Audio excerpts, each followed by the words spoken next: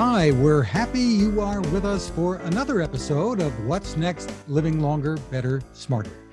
This episode, Hope and Help During the Holiday Season, is made possible by Ageless Innovation, technology that offers companionship, laughter, and fun. I'm Fred Fishkin, along with Mary Furlong. Hi, Mary. Hi, Fred. Here we are in November, getting ready for Thanksgiving and the holiday season. It is a time for families, food, and fun. But for many, it's a time when feelings of loneliness and isolation are heightened. And we have some terrific people joining us to talk about bringing more joy to all. And that leads us to our first guests. We're delighted to have back with us again before Thanksgiving, chef, restaurateur, television personality, and author, prolific author, Lidia Bastianich. Hi, Lydia. Hi, how you doing, Fred? Hi, Mary. Hi, so wonderful to see you, Lydia, and we're very excited about your new book. Oh, well, thank you. I'm glad you like it. And we'll be chatting about that in just a minute, but we also want to welcome Ted Fischer, co-founder and CEO at Ageless Innovation. Hi, Ted. Welcome back to the kitchen. Thanks. Great to be here. I said earlier I want to be in Lydia's kitchen today, but we'll have to settle for remote. But thanks for having me. Great to see you, Mary and Lydia and Fred. Thanks. You know, I was smart this time. Before we started taping with Lydia, I ate an apple, so I won't get too hungry. A bit later, joining us will be Ellie Hollander from Meals on Wheels. First, though, we're hungry to turn to Lydia, who joined us a year ago to talk about keeping family traditions and recipes alive during the pandemic. We're hoping that with vaccinations, more families will be able to have more in-person gatherings safely this year, and they can turn to a new book. Lydia's A Pot, a Pan, and a Bowl, Simple Recipes for Perfect Meals, a cookbook. Just published. Congratulations again, Lydia. Thank you, Fred. And your daughter, Tanya's your co-author. So tell us about the book. These are recipes designed for simplicity, and we can all use that. And the lead time in your introduction says, sometimes you just want to cook something that doesn't leave you with a pile of dishes. And so we want to hear all about that. Let me tell you, I got so much feedback on that. Nobody likes a pile of pots and pans. And, you know, Mary, when I sort of thought, okay, this is my 12th book, so certainly I have written enough. But, you know, what do I want to convey there? And being the situation out there, the COVID, I got started a bit before the COVID, but then the COVID came and all that. And all the more thinking about, you know, what do I do? How do I cook at home? Well, you know, a one-pot meal is something that I do often, and it is very Italian, whether it's braising meats, fish with vegetables, legumes, soups, whether it's in a little pan making some parmigiano or something with vegetable, one pan, whether it's one pan in the oven has proteins and vegetables all together. You know, it's easy. It could be done. People love it, and you can get a lot of flavor without so much sort of mess in the kitchen or worries. And that's important today because so many people during the pandemic have taken to take out food, ordering in, which isn't always the healthiest option. Well, you know, I think that even the takeout foods and all of that, they're getting more and more conscious about you know, nutritional foods, foods that are organic, that are seasonal. I think that people today, between the social media, between, you know, just being careful about what and awareness of, you know, living well, living healthy, people are informed. And so also the providers, be it a restaurant, be it a fast food shop, be it our regular stores. I mean, you've never seen such large organic sections in shopping in stores like you do now, and they're growing. And this is beautiful. So yes, people do go out and, you know, convenience, but it's a different kind of convenience food. It's convenience food with a consciousness, and people know how to select that when they see it. Now, Ted, we know you and your family are at home in an Italian kitchen, and you joined us with Lydia before. Yeah, it was one of the highlights of COVID for me, actually. It was so great to be with Lydia and to meet her mom, which was a special moment. And you know, we've all been in the same place. I mean, we're here, and I had, you know, my 320 somethings living back in the house, which I never expected, and their significant others spent a lot of time here too. So the kitchen was a busy place. I think my wife was at the grocery store, you know, almost daily, and if not, there was an Instacart coming, and it really got down to what can we cook that keeps everybody happy, fulfilled, keep the conversation going, but you know, didn't cause the 2-hour cleanup afterwards too. So I really this resonates in my house. When I get home today and the book was here, I was so excited because I said to my wife, you know, we just got back from a trip. We landed at 1 o'clock this afternoon. I said, we're going right to this book for tonight. So. Good. And you'll find plenty of recipes that will take what you have in the house. You won't even have to go out. So Wonderful. Look for those recipes. Open your cupboards and you will see you have the ingredients. That's great. It's funny how Thanksgiving, we have these memories of the past. And, you know, I remember taking my mom to cooking school and learning Thanksgiving recipes. And we remember your mom last year, and we all had such fun. And now we have our families change and grow. My little granddaughter will be 1, and she's walking now. And so we really want to eat healthy with her. But tell us, in the book, is there one dessert that you think we should focus on for the holiday? There you go, right to dessert. Right to dessert. I love it. Yeah. You're starting from the back of the book. All right. Well, no, I started with my granddaughter because they say grandchildren are the dessert of life. Do you know, Mary, what's nice in there? I have this apple and cranberry crumble. It is easy. It is, you know, sugar is limited, and it fits into the season, you know, Thanksgiving coming. So look at that recipe. That might be nice. And another one that she might like, I have a ricotta chocolate chip cookies. She might like that. Oh, that sounds great. You know, I remember I might like those.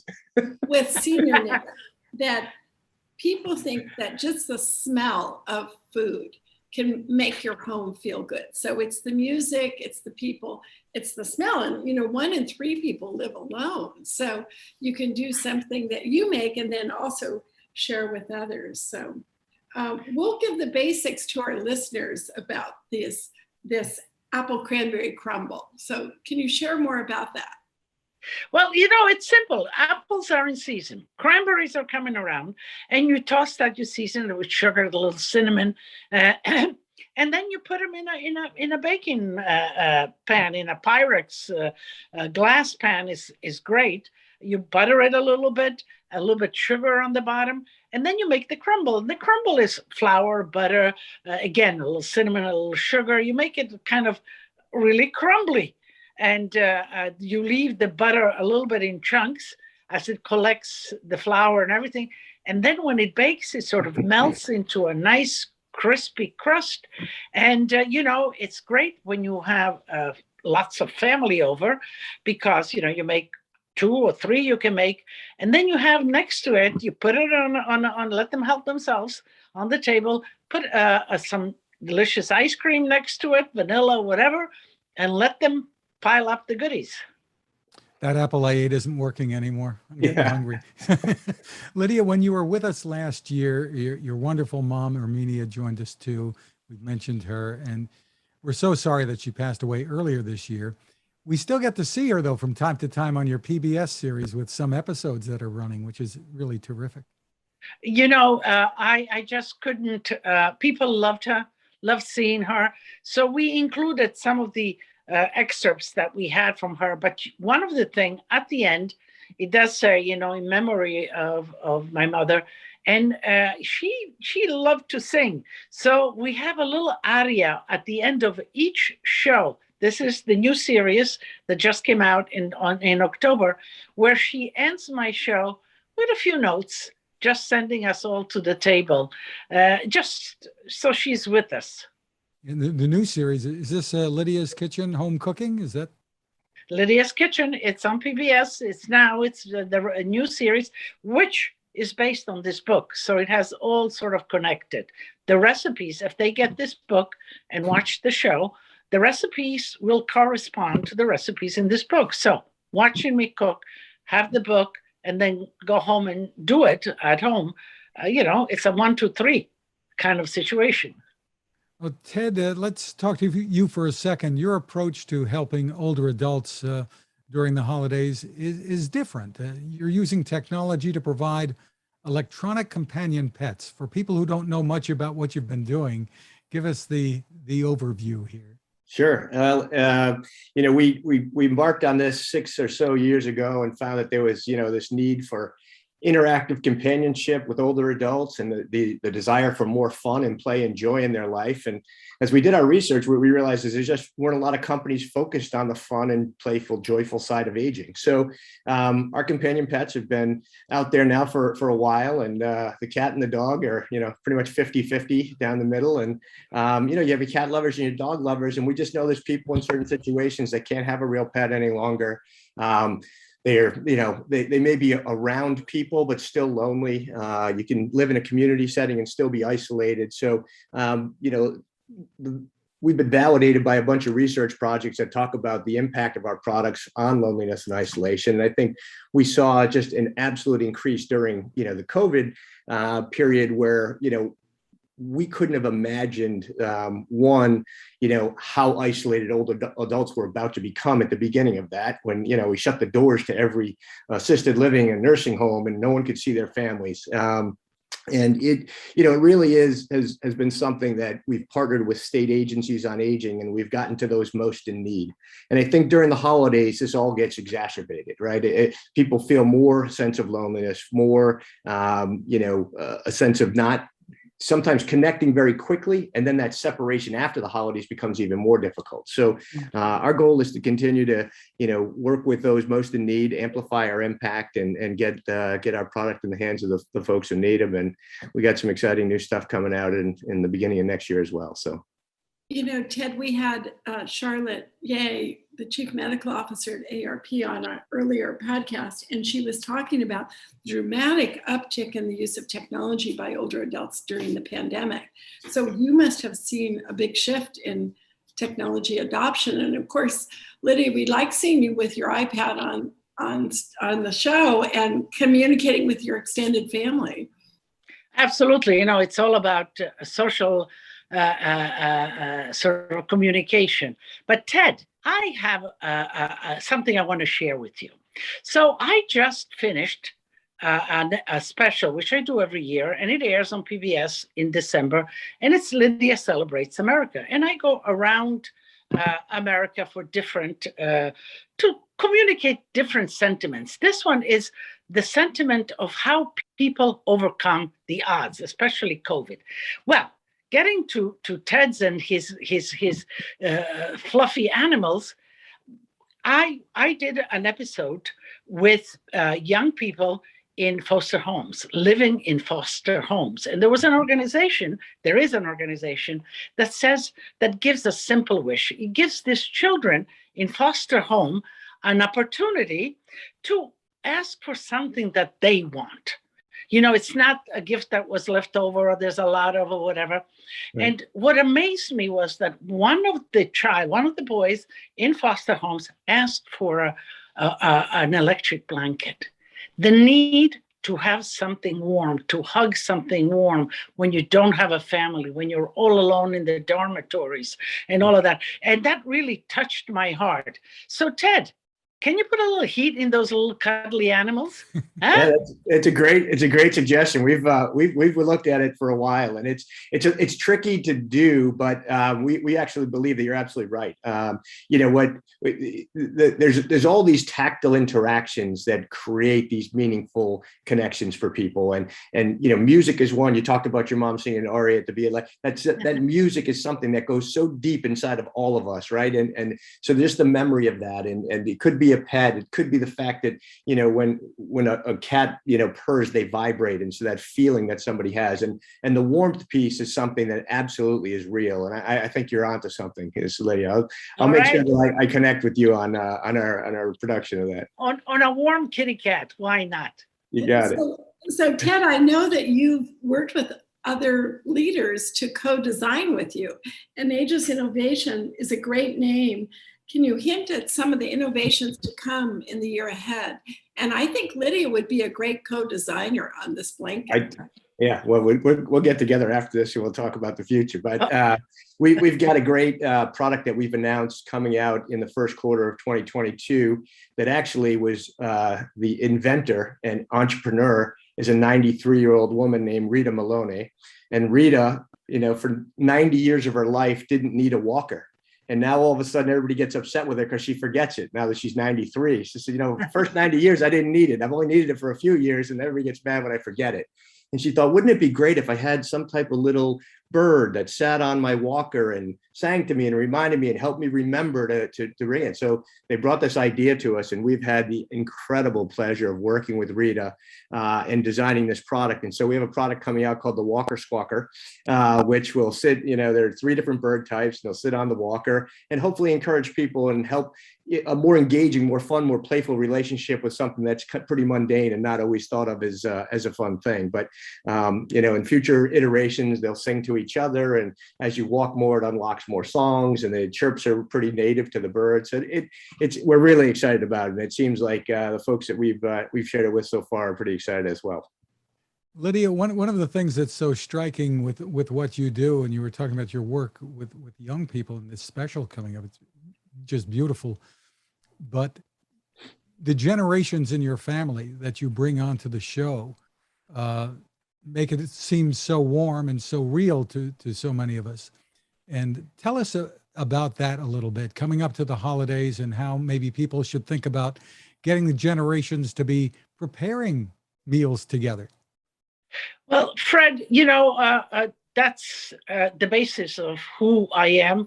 Us Italians really sort of stick to our families, but also being an immigrant, and coming here at the age I was 12, and just with the immediate family, coming as a stranger and not knowing anybody, not knowing the language, the tightness of the family being together was very important and still is.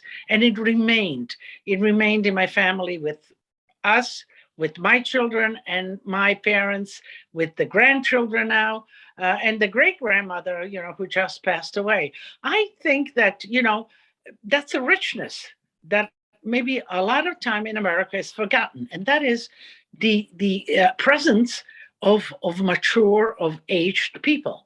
Aged people have the wisdom of a whole life they have lived. They have unconditional love, especially for their family. They don't have any plans of, I have to do this or I have to do that. The immediate plan is being with the family, loving the family, sharing, caressing, whatever, touching. And I think that a lot, my mother lived with me until the last hour. I mean, she died in my arms. And so I think that maybe making that ever more present, get all of the generations together, as many as you can. There's such richness, there's such stability, because those are the roots. That gives you strength to go on. So, the holidays, specifically now with this COVID and all of this that really made us be isolated. Let's pull it all together. Let's, the family, whoever you have. And if you don't have a family, there are some neighbors that are of a certain age that could, very well fulfill that void of stability, of love, of a life lived and all the experience.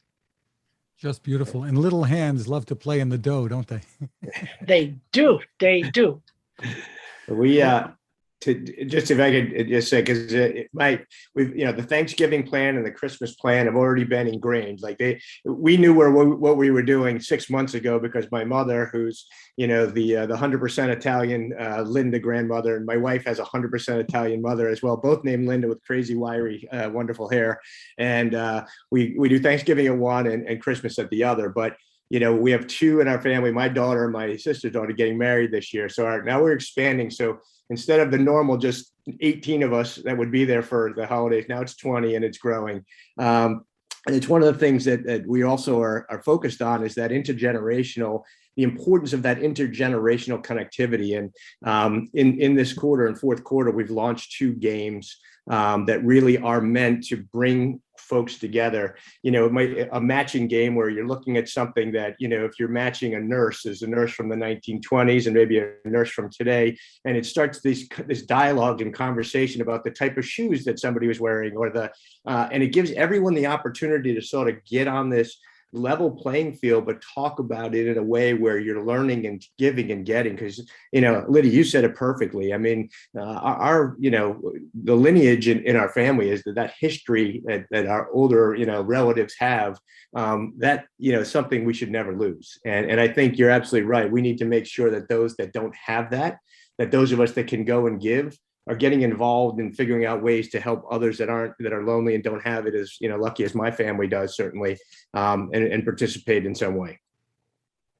Well, this has been a wonderful conversation, and you're right. Social isolation was not just felt by the elderly in this country. It was felt by all of us and by children too. So this is wonderful. We're so excited about the book, and thank you all for being on our podcast. Well, the title again is Lydia's A Pot, a Pan, and a Bowl, Simple Recipes for Perfect Meals, a cookbook. Lydia, I love the dedication of the book to first responders. It reads, First responders, you are a special breed, and my pot is always on the stove for you. Grazie, if I'm saying that right. Fantastic. Beautifully done. Thank you so much for being with us, and have a wonderful Thanksgiving and holiday season. Thank you. Same to you, guys.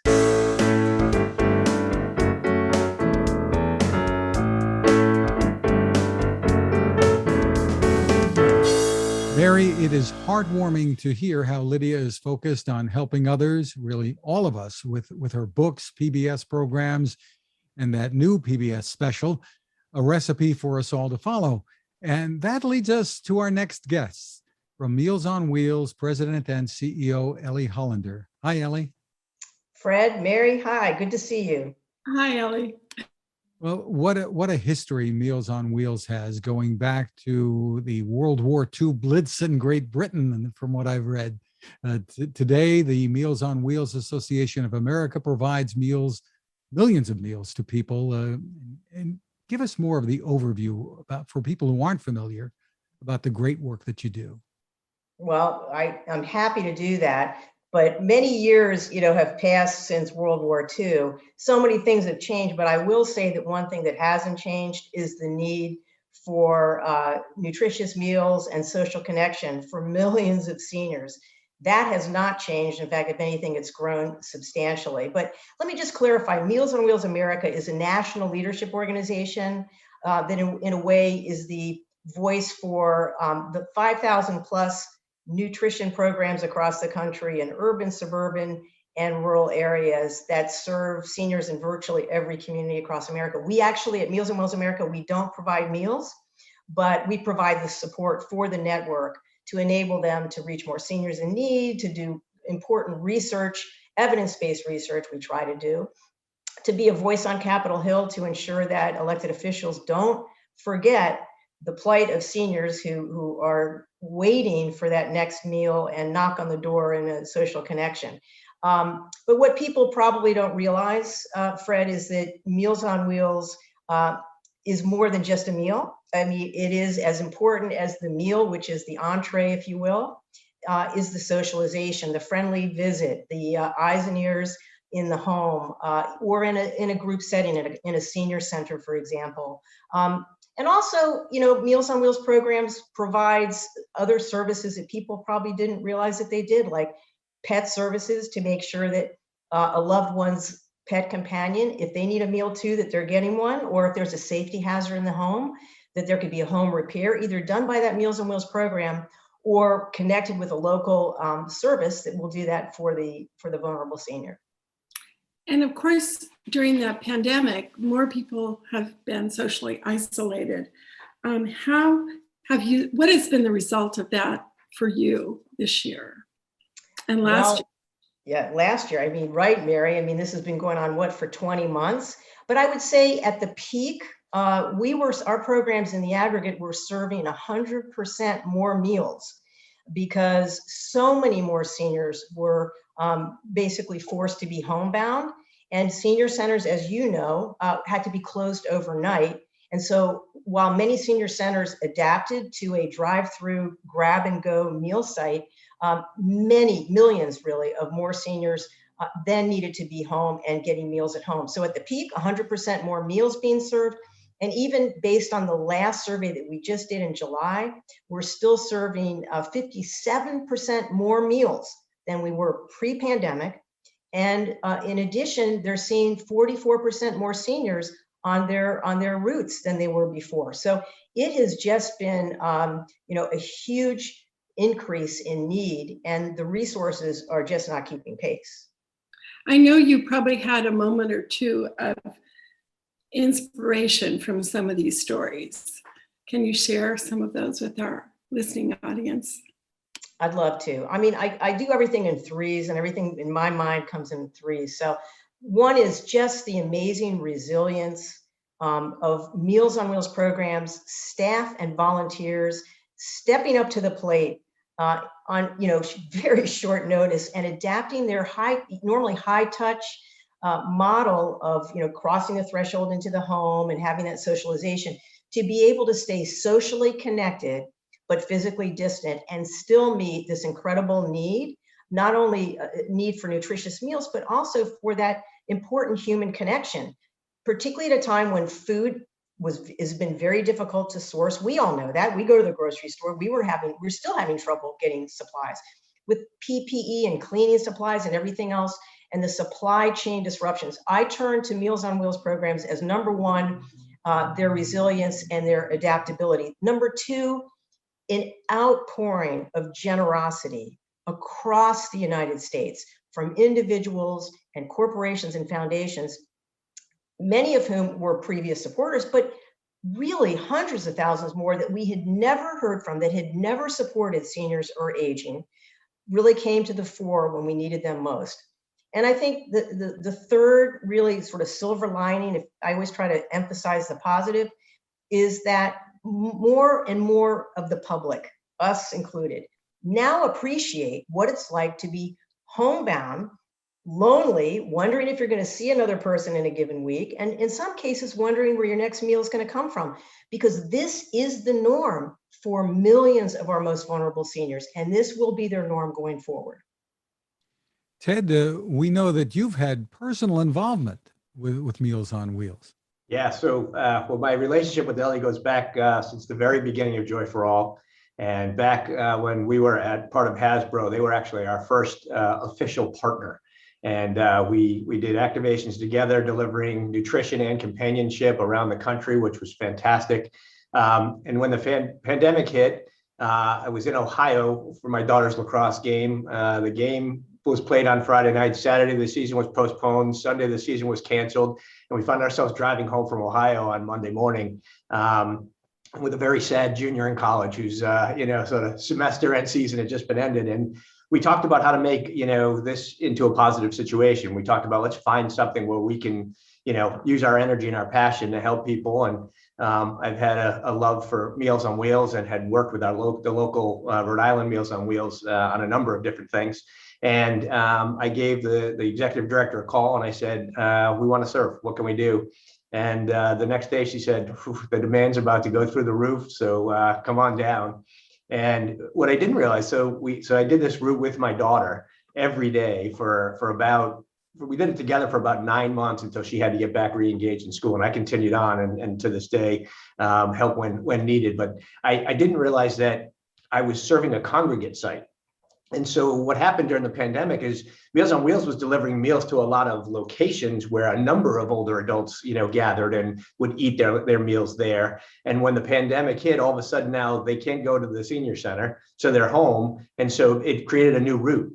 And so it took me about a week or two before I realized I was the conduit between this very active social group of mostly women who I've fallen in love with. And to this day, keep in touch with. I actually went to a Zumba class there a couple of days ago so I could see all my friends. But the Meals on Wheels experience it's the space that we live in, but until you're there and you see, I had my whole family back at home, never thought I'd have 320 somethings during the pandemic, but I had the 5 of us together, and selfishly kind of without interruption, because nobody else could come see us. We couldn't go see anybody else. But every day my daughter and I get out to go see an older adult, and you realize almost all of them living alone, almost all of them living in a situation that doesn't allow them the flexibility of a yard or a place to be safe and go outside. And that interaction every day was absolutely critical, not just to the older adults that we serve, but to my daughter and I. And so if I can say anything about Meals on Wheels that anybody's listening, volunteer. It is the most amazing experience. I have 20 friends. I got wedding proposals. I got adopted a few times. I mean, it was, my wife would come with me on some of the routes, and they were very open about saying, listen, you better be a good wife, because if he gets on the market, he's coming over here. So, and I was like, my wife said, this is why you do this. And I'm like, well, it's not a bad part of it. But honestly, the work is something you can't say enough about. And the work that Ellie and her team and all of the local do is so necessary and critical, especially at this time. Yeah, when we talk about the loneliness and the isolation, so many of us go about our everyday lives and don't realize, have no clue how many people are in need of human contact out there. And what you're doing, Ted, and obviously the organization, what you do, Ellie, it's just so needed. And so many of us are blind to that. It's a hidden epidemic, Fred. That's what we say. I mean, it's behind closed doors, and people just don't see it. Right. And that's why one of the silver linings I mentioned is shining a light on social isolation, because seniors feel it more than anybody, but it's a growing issue, and it has been for years, to be honest. Now, I think I read about a study that you're involved in with Brown University to investigate how meal delivery helps older adults age in place? Yes, we're actually doing quite a bit with Brown University. They did one of our first groundbreaking studies with us to really sort of track the difference between those getting a regular daily nutritious meal on a visit versus those who weren't, versus those who were getting drop ship meals. And we did that a number of years ago. And now what we're wanting to do is do a much more robust, what's called a randomized controlled trial with PCORI, the Patient-Centered Outreach Research Institute, is actually funding the research. AARP helped us, and AARP Foundation, with getting the meals funded. This will be a prospective study. But on the social isolation, we're testing a lot of things, Fred and Mary, that what we're trying to do is recognize that social isolation and loneliness is a very individual experience, and how we each experience that is different. So what we want to find out is how to become a little bit more specific in assessing an individual's need, where they fall on that loneliness indicator, and what the best interventions would be for that particular individual. It's kind of like tailoring nutrition to meet the specific needs of a person of different culture or different health backgrounds and so forth. So we're trying to actually do that, and Brown University is helping us with a number of those different studies right now. I see a lot of mission alignment in our work, because early in my career, I started SeniorNet was to take technology and bridge the gap with social isolation. Do you think we're at a tipping point now where investors and entrepreneurs and government and nonprofits are all coming together to look at social isolation in a different way? So maybe Ted, do you want to take that? Sure. No, I mean, the thing that we found, and obviously during we couldn't agree more wholeheartedly with Ellie, that, the epidemic existed well before the pandemic. If there was one silver lining, as Ellie said, I say the same, I don't know, I think I stole that quote from her probably, but, if there's one silver lining, is that it actually got some attention. You couldn't turn on the national news or the local news without seeing a family 40 feet from another older adult in a window waving. And so you realize it really hit home. And I think one of the things that we've seen and advocate for is, I hope the study that Ellie's doing will show it too, is that non-traditional interventions are having impact like never before. And they're technology enabled, they're not medication based, they're not, the things that typically get the funding, which are traditional, medications that have terrible side effects. There's so many other ways we talk about play and joy and happiness and fun as a weapon that is rarely used in interactions with older adults, but it really levels the playing field. And, we know that our companion pets have had tremendous impact during this time. But, on a daily basis, to Ellie's point earlier, one of my recipients is a very gregarious person who sits on our porch every day and waits. Another person is in, a tenement type of building where he's actually a deaf recipient. And so the way that you interact has to be tailored to that individual situation. My daughter and I were practicing sign language so we could talk to Mr. Forte. He was such a great guy, old Italian guy. He loved to try and talk to us. And so these tailored solutions where technology comes together and meets these, non-traditional interventions, I think have the opportunity to have way more impact than we've ever had before. Yeah, could I just add real quickly to that, to what Ted said? What we're talking about are things called the social determinants of health, and that what everyone is finding out is that what affects our health and well-being is a lot more impacted by where we live, where we play, where we pray, than is what's happening in a medical setting. And even health plans and providers are figuring that out too, and wanting to really partner, as you said, Mary, with sort of other organizations to say, how do we get our arms around this? Because there isn't just always a medical solution. These are non-medical interventions that have even a greater impact, and that's what Ted was speaking to. And Ted, I was very inspired by your daughter because hanging out with you is always fun, and spending time between father-daughter, how special that is. And those are the values that we want to share. Yeah, she drove a lot of it, which was the best part. I mean, there really was no reason for her to get up at 8 a.m. every day during that semester when she's remote and her first class is at 2 p.m. Most college kids, I'm not judging, but most wouldn't.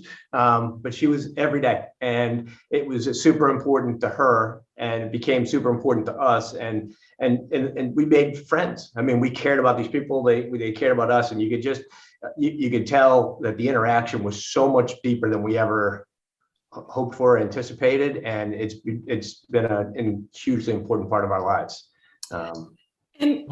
Passing it from generation to generation, Ted. I mean, we can talk about you and the great work that you do, but passing it on to your daughter and that goes on. I mean, she eventually will pass it on to her family as well.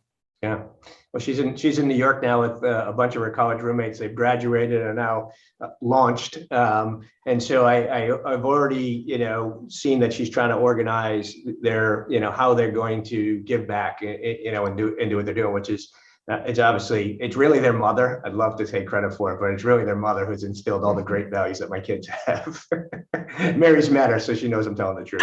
Absolutely. And in this season of friends and family and sharing and putting money and time to a good cause, how wonderful to have you all here today. Well, I want to turn to Ellie just for 1 second more. Tell us more about how people can get involved, because it takes volunteers, also takes money, doesn't it?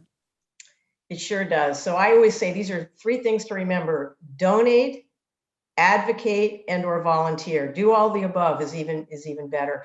Obviously, resources are tight. We're not able to meet the need already. They're mounting waiting lists across the country.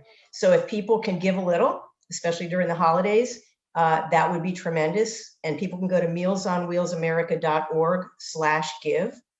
Volunteer. Ted just did a beautiful testimonial of the personal fulfillment and gratification that comes from knocking on someone's door and knowing that you've made their day, because you're there to deliver a friendly smile, a warm meal, and that companionship. mealsonwheelsamerica.org/America Let's Do Lunch. And then that will connect you with a local program in your zip code, whether it's where you live, work, or go to school, and you'll be connected. I would just forewarn that because programs are so slammed with the additional demand right now, that some programs may be a little slower to respond, so don't be discouraged by that. And lastly, there's never enough resources. Elected officials on Capitol Hill are very supportive of Meals on Wheels, but there are so many important causes right now. But we need to be sure that we're not letting our seniors down, because if they're not at home, safe, independent, and healthy, where will they be? They'll be in the hospital, which is far more costly, and we don't want them in the hospital during a pandemic. So mealsonwheelsamerica.org/advocate. So those are 3 ways that you can help.